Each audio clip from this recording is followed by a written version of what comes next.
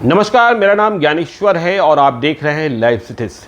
देखिए, कल रात नीतीश कुमार बिहार के मुख्यमंत्री जेडीयू के सुप्रीमो को बड़ी ही तसल्ली के साथ नींद आई होगी। कह सकते हैं चैन की नींद सोए होंगे, क्योंकि साल 2020 के बिहार विधानसभा चुनाव के वक्त से ही उन्हें चिराग पासवान की याद सताती थी। कैसी टीस दी थी चिराग पासवान ने, कैसे आंख दिखाया था चिराग पासवान ने। और नीतीश कुमार सब कुछ समझते थे कि आंख दिखाने के पीछे कौन कौन लोग हैं, कौन कौन सी ताकतें हैं। तो इस टीस का बदला, आंख दिखाने का बदला नीतीश कुमार ने कल ले ही लिया। लोजपा का क्या हुआ आपको पता है। चिराग पासवान अकेले रह गए, बाकी सभी 5 सांसद अलग। चिराग पासवान का पार्टी में क्या वजूद रहेगा, पार्टी का चुनाव चिन्ह उनके पास रहेगा भी कि नहीं रहेगा, नाम भी रहेगा भी कि नहीं रहेगा, यह सब आने वाले वक्त में मालूम होगा। क्योंकि पशुपति कुमार पारस, चिराग पासवान के चाचा, नए समूह को लीड कर रहे हैं। तो नीतीश कुमार ने अपना बदला पूरा कर लिया है। और सिर्फ चिराग पासवान से ही नहीं, नीतीश कुमार ने यह भी बता दिया है, आप कह सकते हैं कि बीजेपी को बता दिया है, नरेंद्र मोदी को बता दिया है, अमित शाह को बता दिया है कि आप देश में भले जो कुछ हों, लेकिन बिहार में बिना नीतीश कुमार के बीजेपी भी नहीं है और बिना नीतीश कुमार के बीजेपी भी सत्ता में नहीं रह सकती है। मतलब यदि बिहार की सत्ता में बीजेपी को रहना है तो नीतीश कुमार की शर्तों को मंजूर करना होगा। आपने देखा होगा कि 2015 के चुनाव में भी जब महागठबंधन बना, नीतीश कुमार लालू यादव के साथ चले गए तो बीजेपी को किस करारी शिकस्त का सामना करना पड़ा था। तो अब फिर से नीतीश कुमार का मास्टर स्ट्रोक। नीतीश कुमार कल रात निश्चित तौर पर अपनी उस टीम को बधाई दे रहे होंगे जिन्हें ऑपरेशन लोजपा के लिए, ऑपरेशन चिराग पासवान के लिए लगाया गया था। इस टीम को लीड कर रहे थे ललन सिंह, जेडीयू के बड़े नेता, सांसद, और साथ में सहयोग कर रहे थे महेश्वर हजारी और संजय सिंह एमएलसी। महेश्वर हजारी मूल रूप से रामविलास पासवान के परिवार के ही हैं, जेडीयू में हैं, बिहार विधानसभा के उपाध्यक्ष भी हैं। संजय सिंह अभी जेडीयू के एमएलसी हैं, लेकिन उनकी शुरुआत भी रामविलास पासवान के साथ ही हुई थी। देखिए, अब हम क्यों कह रहे हैं कि बीजेपी को भी नीतीश कुमार ने बड़ा संकेत दिया है। देखिए, बीजेपी को अब नीतीश कुमार की शर्तों को मानना होगा, क्योंकि जो देशव्यापी स्थिति है और राज्यों की स्थिति है, आप यह भी नहीं कह सकते कि किसी पार्टी को डिस्टर्ब करने का या किसी पार्टी को तोड़ने का काम अकेले नीतीश कुमार ने भारतीय राजनीति में किया है। इसकी महारत तो बीजेपी को ही हासिल है। त्रिपुरा का चुनाव आपको याद होगा, कांग्रेस के ही अधिकांश नेताओं को बीजेपी में शामिल कराकर चुनाव जीता गया। कर्नाटक में क्या हुआ यह भी आपको पता है, मध्य प्रदेश में क्या हुआ यह भी आपको पता है, बंगाल में किस तरीके से टीएमसी के नेताओं को लाकर चुनाव जीतने की कोशिश की गई, जीत नहीं मिली यह भी आपको पता है, राजस्थान में किस तरीके से खेला खेला जा रहा था यह भी आपको पता है। अभी यूपी में आपने देखा कि जितिन प्रसाद को लाया गया। तो इसमें महारत तो बीजेपी को ही हासिल है। नीतीश कुमार ने तो अब अपनी चाल चली है और नीतीश कुमार ने बीजेपी को बताया है कि यदि बिहार में आपको सत्ता में रहना है तो हमारी बातें आपको माननी होगी, हर बात माननी होगी। जैसा कि 2020 के चुनाव के जब नतीजे आए तो यह कोशिश की गई कि नीतीश कुमार की बातों को न माना जाए। नीतीश कुमार चाहते थे कि सुशील कुमार मोदी डिप्टी सीएम बने, लेकिन बात नहीं मानी गई। नीतीश कुमार को इस बात का दुख भी हुआ, अफसोस भी हुआ। बीजेपी ने तारकिशोर प्रसाद और रेणु देवी को डिप्टी सीएम बनाया।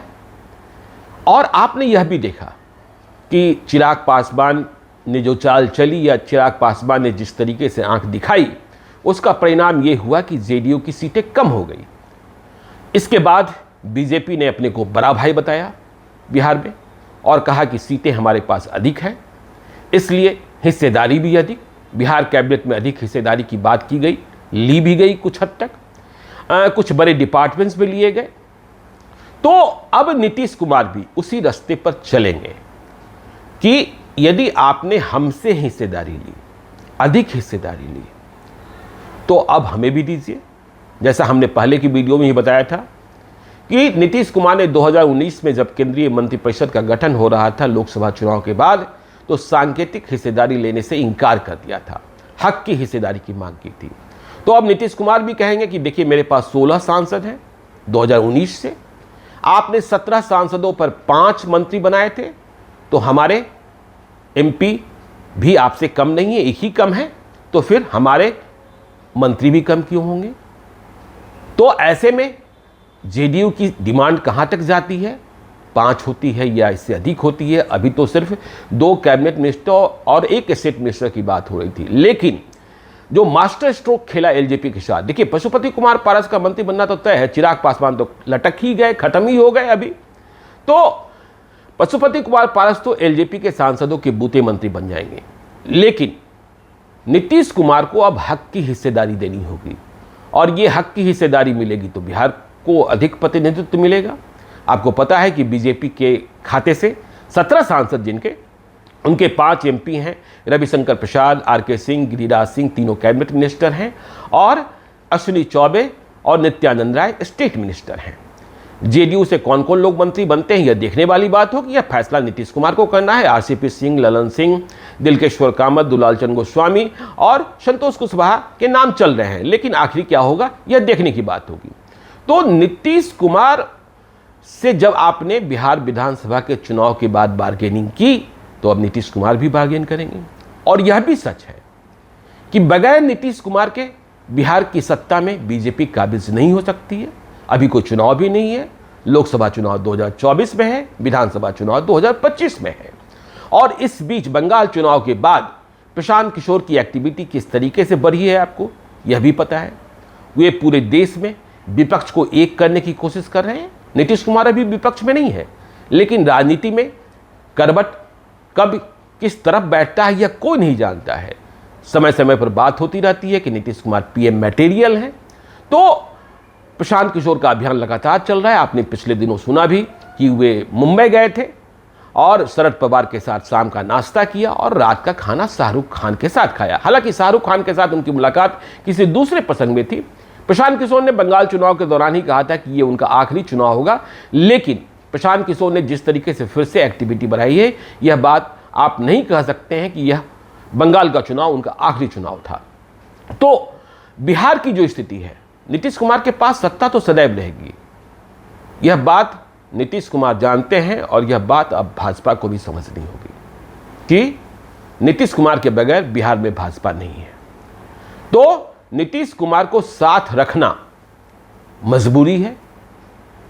नीतीश कुमार साथ नहीं रहे तो बिहार में भाजपा भी नहीं रहेगी। कम से कम 2024 और 2025, मतलब विधानसभा का चुनाव तो 2025 में ही होगा ना, तब तक नहीं रहेगी। और नीतीश कुमार ने यदि मन बदल लिया तो फिर क्या होगा, इस बात को भी समझिए। और मन सिर्फ नीतीश कुमार ही थोड़े बदलते रहे। कर्नाटक का बहुमत क्या था, मध्य प्रदेश का बहुमत क्या था, इसके बाद बीजेपी ने क्या किया।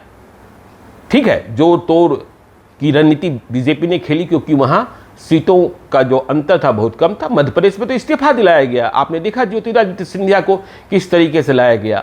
तो ये तमाम सारी चीजें हैं, ये तमाम सारे घटनाक्रम हैं जो इस बात को स्थापित कर रहे हैं कि बिहार में अभी खेला होना है, बहुत ही सारा खेला होना है। और इस खेले में नीतीश कुमार फिर से दबाव बनाने में, नीतीश कुमार हक की हिस्सेदारी मांगने में, दबाव बनाने में अब ज़्यादा वजन के साथ सामने आए हैं। तो इनके परिणाम क्या होते हैं और आगे राजनीति कहाँ जाती है, किस रूप में जाती है, यह सब देखते रहना होगा। और हम तो देखते ही रहेंगे, आप भी देखते रहिए लाइव सिटीज के साथ। यदि अब तक आपने हमारे यूट्यूब चैनल को सब्सक्राइब नहीं किया है तो जरूर कर लीजिएगा। और यदि इस वीडियो को आप फेसबुक के माध्यम से देख रहे हैं तो पेज को लाइक कीजिएगा, ट्विटर पर भी हमें फॉलो कीजिए। धन्यवाद।